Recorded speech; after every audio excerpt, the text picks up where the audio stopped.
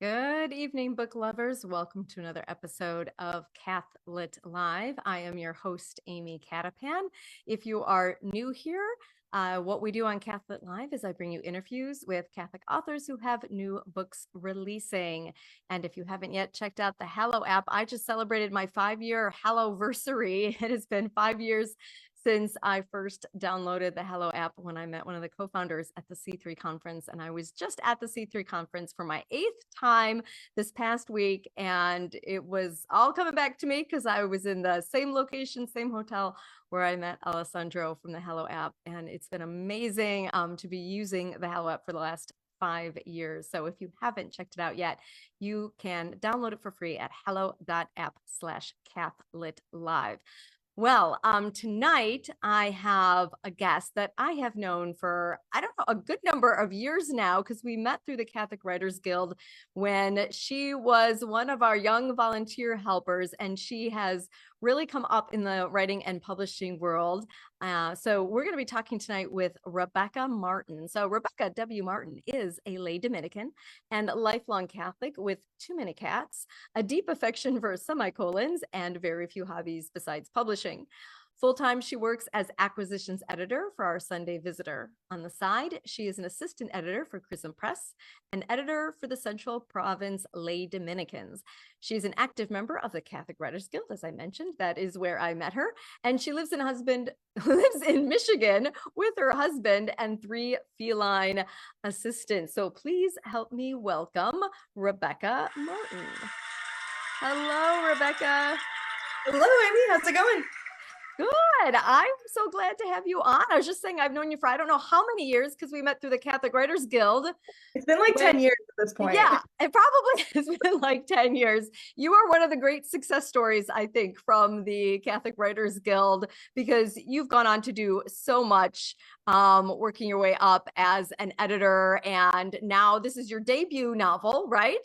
You've had 1 children's book out, and you now have your debut novel. So tell us about the book we're talking about today, Love in the Eternal City, a Swiss Guard romance. What's it about? Absolutely. So I have my copy so I can show off the pretty cover. Yes. This is a contemporary romance set in Rome, as the Eternal City implies. An American girl who's running away from, or not running away, looking for a new life after her ex-fiance ran off with her best friend. So she's come to Rome to kind of start fresh, and in the process meets a Swiss guard and his sister. And of course, romance ensues. But along the way, they're both dealing with their own personal struggles. Someone from Elena's past pops up and causes chaos. And then both of them get involved in trying to stop an attempted mafia assassination. Ooh. So all sorts of chaos, all sorts of fun. And it's really, I joke that it's my love letter to Rome, because it's immersed in just the culture of the Eternal City, not just as a tourist destination, but also as somewhere that's home for us Catholics. Absolutely. Well, I'm really looking forward to reading it, because I love Rome as well. I've been blessed to be there a number of times for study. So I'm sure we're going to read it and wonder, why didn't I have an adventure like this in Rome? But that's okay. That's okay. You'll at least recognize one of the gelato places. Oh, ooh, and I do love me some good gelato from Rome.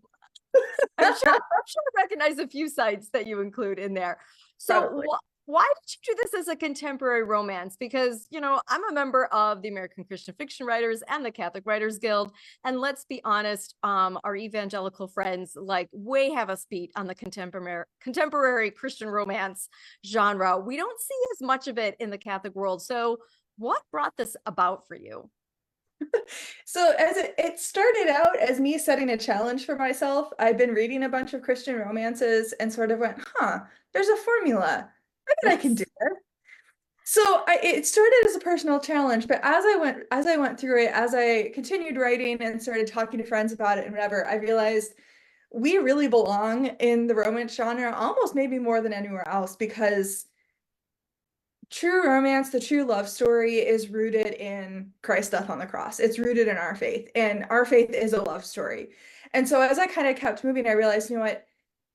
It seems odd to me that I'm writing a contemporary romance and that's my debut novel. But at the same time, it's like, no, there's a truth here that the Lord's wanting me to tell. And it's the truth about, who are we as men and women before God. And so that's really kind of where it ended up going.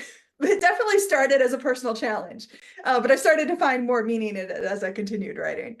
Oh, awesome. All right. I'm looking forward to discovering that deeper meaning that you put in there. Now, I understand you also have like a mental health theme running through the book. Can you talk to us a bit about that? What is the mental health issue? I understand there's some trauma. So what is going on with that? Yeah, we always joke as authors that our characters are ways of us dealing with things in our own lives, Hmm. on a large scale. So Elena's story, partially came out of my own, kind of coming to terms with depression and just kind of learning about mental health and learning how it impacted me and my relationships. And so Elena's coming into this story with betrayal and a broken engagement and really just a lots of sense of self, a sense of Mm, self-confidence. And so, but what also ended up happening was I realized so many times we have the fallacy that as long as once I'm in the right relationship, everything's going to get sorted out. Everything will be fine. And I definitely had that fallacy as well when I got married. And so one of the things that is told really through Elena's story is that healing is a journey. It's not a straight up, it's not a straight curve, yeah. and we help each other in that healing. But it's also something that we have the potential to drag the other person down in our story of healing. Mm, And so it's really Elena and Benedikt, figuring out how to help themselves so that they can help the other person and really be fully present in the relationship. Not despite of what's happened or is happening to them, but through what's happening. And so there's definitely a journey of healing for both of them. And it's not one that has kind of a clear-cut ending, even, is obviously, we all are going to mm, continue to struggle with things as we go forward. But it's really, Elena learns kind of what it's like to be rooted in a good relationship and rooted in healing, and therefore able to kind of act from that place. So it was really interesting to dive into, especially just because I feel like it's not something that's talked about a lot, especially in the context of relationships. So it was sort of a good puzzle for me to sit down and think, okay, how would this play out for the characters? hmm.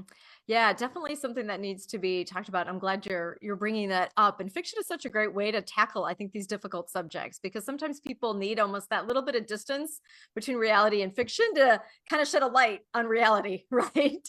Yes, it's true. And I think too, especially for me, like Elena's story is not my story. Mm, It's definitely, she has her own story, but it was a way of sort of processing through my own. And I'm hmm. hoping it can be that for readers too, because even if you're not, you're not dealing with the same things my characters are, but as with any story, you're experiencing what they're experiencing, and so you're able to kind of see what that looks like in your own life as a mirror effect. Hmm. All right. So let me see. We've got Swiss guards, we've got spies, we've got spaghetti. Of course. All right. And gelato. And gelato. Okay, how can I forget the gelato? What are you hoping readers are most going to get out of this book or enjoy about your book?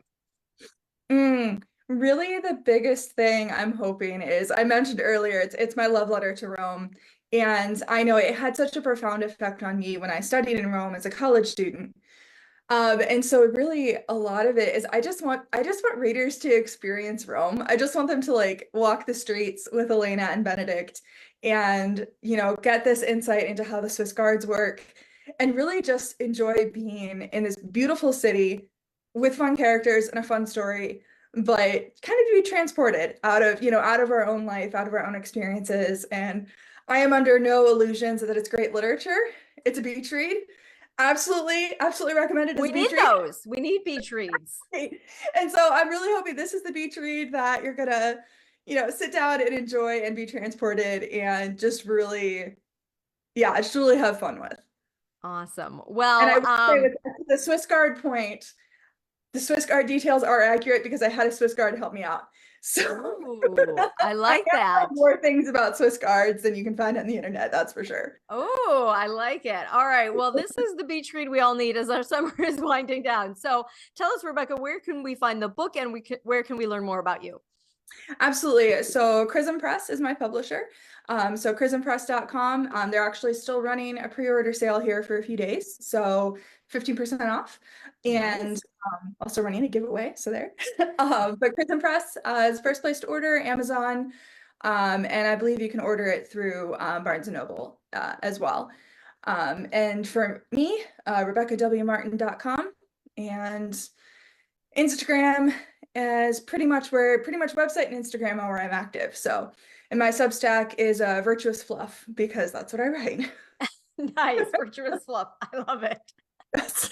All right. Sorry, Well, coming up with a name for a newsletter is ridiculous, but that's where I landed. it is. I just call mine the Insiders Club because I'm so uncreative when it comes to things like that. Maybe I'll come up with a new one of these days. The Holy Spirit will inspire me.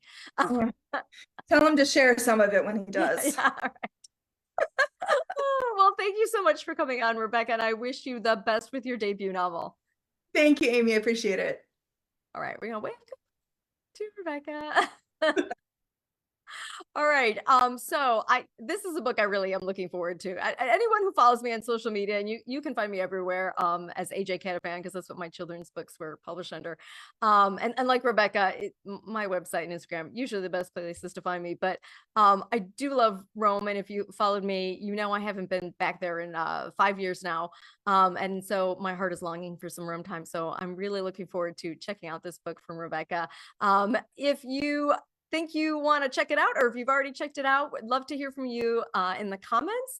And if you're watching this on YouTube, please make sure that you like and subscribe. If you are watching this later on Instagram, I'm really behind on getting these posted to Instagram. So if you want to see them sooner, if you want to actually see them when the discounts still apply, go ahead and follow me on YouTube. Head on over there and give me a subscribe. Well, until next time, I'm just going to wish you all happy reading.